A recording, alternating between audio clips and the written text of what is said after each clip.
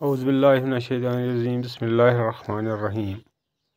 8ویں جماعت کے پیارے بچوں، السلام علیکم۔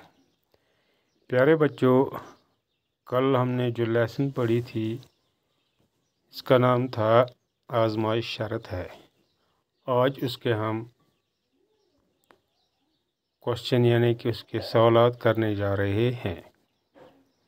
ہاں بچوں، یہ جو لیسن ہے یہ سبق نمبر 12 ہے۔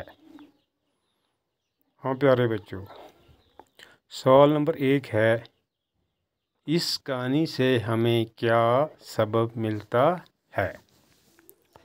پیارے بچوں، اس سوال کا جواب ہے، اس کہانی سے ہمیں یہ سبق ملتا ہے کہ ہمیں آنکھیں بند کر کے کسی پر بھروسہ نہیں کرنا چاہیے، یعنی پہلے اس کو آزمانا چاہیے پھر اس پہ بھروسہ کرنا چاہیے، چاہے وہ اپنا رشتہ دار ہو، دوست ہو یا بیوی ہو یا اور کوئی ہو، پہلے اس کو آزمانا چاہیے تب اس پہ بھروسہ کرنا چاہیے۔ اب ہے سوال نمبر 2۔ سوال نمبر 2 ہے، پیارے بچوں، نوجوان نے قتل کا ڈھونڈ کیوں رچایا تھا؟ اس کا جواب ہے، نوجوان نے قتل کا ڈھونڈ اپنی بیوی اور دوست کو آزمانے کے لیے رچایا تھا۔ ہاں پیارے بچوں، اب ہے سوال نمبر 3۔ سوال نمبر 3 ہے، مخبر نے پولیس کو کیوں اطلاع دی؟ یعنی اطلاع کہتے ہیں پیارے بچوں، ان کو خبر دے دی پولیس کو، یعنی انگلش میں ہم اس کو انفارمیشن بھی کہیں گے۔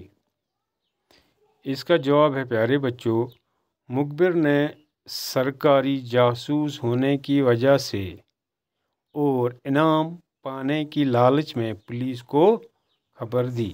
کہتے ہیں یہ جو مخبر تھا ایک ہی سرکاری جاسوس، اس کے ہونے کے ناطے اس نے پولیس کو خبر دی، اور یہ کیا تھا، یعنی کہ اس کو جب اس نے پولیس کو خبر دے دی تو پولیس نے اس کو انعام دیا ہے۔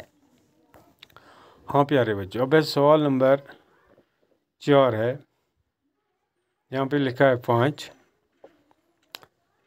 سوال نمبر 4 ہے، سرکاری مخبر کو قتل کی واردات کا پتہ کیسے چلا؟ پیارے بچوں، اس کا جواب ہے،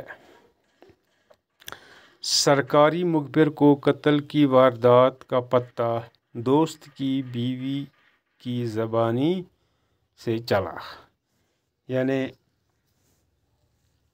جو سرکاری مخبر تھا جو قتل ہوا تھا اس کی جو واردات وہ کیسے پتہ، یعنی نوجوان کی بیوی نے اس کو بتایا، اس سرکاری مخبر کو۔ ہاں پیارے بچوں، یہ جو سبق تھا یہ سبق نمبر 12 تھا، جس کا نام آزمائش شرط ہے۔ پیارے بچوں، اس کے یہ ٹوٹل 4 سوالات تھے۔ پیارے بچوں، امید ہے کہ آپ اس ویڈیو کو غور سے دیکھو گے اور سنو گے بھی، اور سننے کے ساتھ ساتھ ان سوالاتوں کو اپنے کاپی پر بھی لکھو گے اور یاد بھی کرو گے۔